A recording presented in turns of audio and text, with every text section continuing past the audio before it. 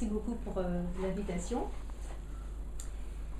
Bon, le titre que j'avais donné ne me convenait plus très bien, je ne voyais plus très bien ce que ça voulait dire. J'ai un petit peu raccourci et je vais pouvoir en fait le préciser. Donc, c'est le monde des courbes entre complétude et incomplétude.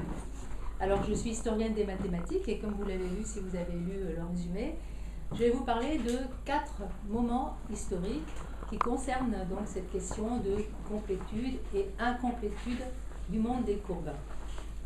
Donc, je vais commencer avec Descartes, puis ensuite Leibniz, donc on reste encore au XVIIe siècle, on continue avec Léonard Euler, et là je vais attaquer une question assez intéressante qui touche aux relations entre courbes et fonctions. Et ça continuera dans ma 4e partie à propos des propriétés des fonctions et des courbes. Donc je dois commencer par René Descartes, qui en 1637 introduit l'idée de courbe géométrique. Mais pour parler de ce moment important, il faut que je remonte quand même un petit peu plus haut. Parce que déjà, René Descartes, en fait, ici, complète. Avant Descartes, et en fait, pas tellement avant Descartes, mais avant, je dirais le XVIIe siècle, chez ceux qu'on appelle les anciens, c'est-à-dire dans la géométrie grecque, il n'y a pas de notion de courbe. Il est question de lignes. Et ces lignes, à quoi elles servent? Eh bien, bien sûr, il y a la ligne parfaite qui est le cercle. La droite n'est pas une ligne, n'est pas une courbe, si vous voulez. Donc, quand les Grecs essayent de construire des courbes, ils essayent de les construire toujours, ils veulent les construire par intersection de cercles et de droites, comme on dit aujourd'hui à la règle au compas. Et c'est dans le cadre donc de ces constructions qui sont nécessaires pour pouvoir presque dire que les objets existent, que les figures peuvent être considérées dans des théorèmes, qu'il va y avoir des inventions de ce que nous on appelle des courbes. La quadrature du cercle, la duplication du cube, la trisection de l'angle, voilà 3 problèmes dont les Grecs cherchent à construire à la règle et au compas, et qui ne pourront pas. Mais c'est à cette occasion-là qu'ils vont inventer des lignes qui peuvent servir à cet objet. Donc voilà, la quadratrice, la spirale pour la quadrature du cercle, les coniques, la cissoïde pour la duplication du cube, et la conchoïde pour la trisection de l'angle. Je vais prendre rapidement 2 exemples pour voir ce que sont ces objets qui vont être introduits. Ils sont introduits soit par intersection de solides, c'est le cas des coniques, ou bien par mouvement, c'est le cas de la conchoïde. Je rappelle rapidement de quoi il s'agit, avec la parabole par exemple. La parabole, c'est l'intersection, pour les Grecs, c'est l'intersection d'un cône avec un plan. On peut se demander comment on peut travailler avec un tel objet. En fait, Apollonius, au IIIe siècle avant Jésus-Christ, a donc écrit un livre qui s'appelle Les coniques, et dans lequel il caractérise un point qui est sur une conique. Et par exemple ici, il va caractériser le fait que le point K, vous le voyez ici, est sur une parabole, par ce qu'on appelle le symptôme de la parabole.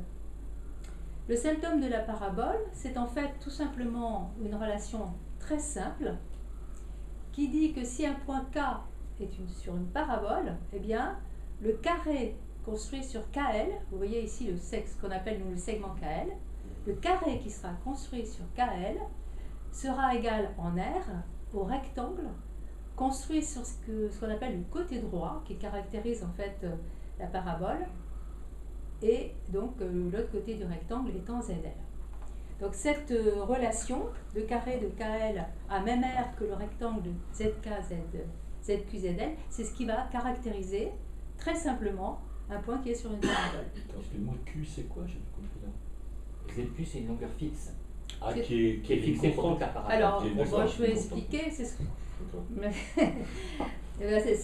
ce qui caractérise complètement le fait qu'on a ce cône-là spécifiquement et le fait que le plan parallèle est à cet endroit-là. Donc c'est une relation un petit peu compliquée, je ne l'ai pas écrite parce qu'elle est un petit peu compliquée, peu importe, ça caractérise tout à fait la parabole.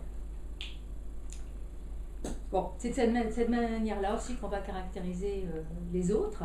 Ici, là d'où vient les noms, hein, parabalène, ça veut dire exactement, c'est exactement le cas où on a l'égalité. On peut remarquer ici, c'est très important quand on est grec, c'est que donc chaque point K d'une parabole peut être construit à la règle et au compas. Maintenant, je passe à un autre cas de figure. Ça, c'est le cas donc particulier des coniques, intersection d'un cône avec un plan. La concoïde, c'est pas du tout ce cas de figure. C'est pas comme ça qu'on va l'obtenir. On peut l'obtenir aussi point par point, de la manière dont j'explique ici. Hein.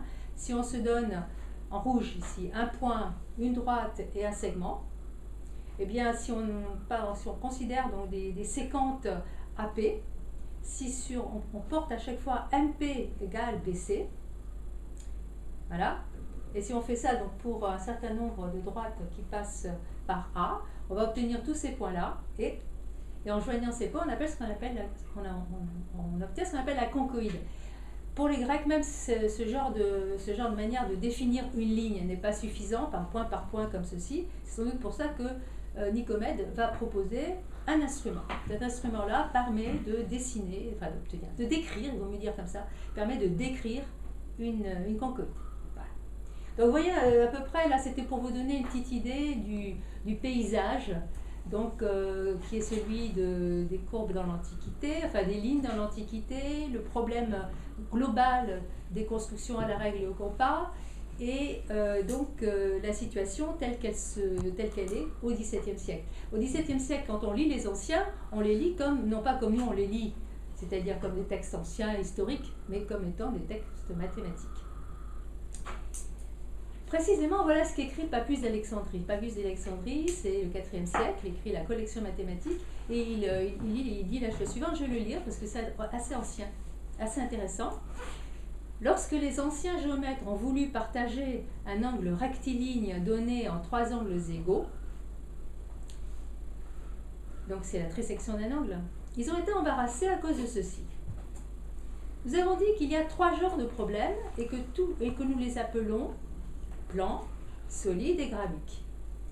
C'est donc à juste titre que ceux qui peuvent être résolus au moyen de droite et de circonférence de cercle sont dits plans. La première type de problème, ce sont des problèmes plans, et ce sont donc des problèmes qu'on va pouvoir résoudre à l'aide de cercles et de droites.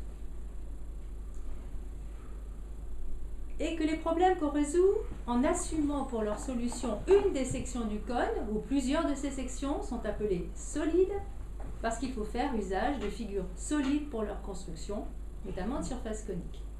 Deuxième type de problème, là aussi on les caractérise par la manière dont on peut pouvoir les résoudre, ce sont des problèmes plans, les premiers, et ceux-là solides, puisqu'il faut un solide pour les décrire. Et puis le reste, voilà, c'est ça surtout qui est intéressant.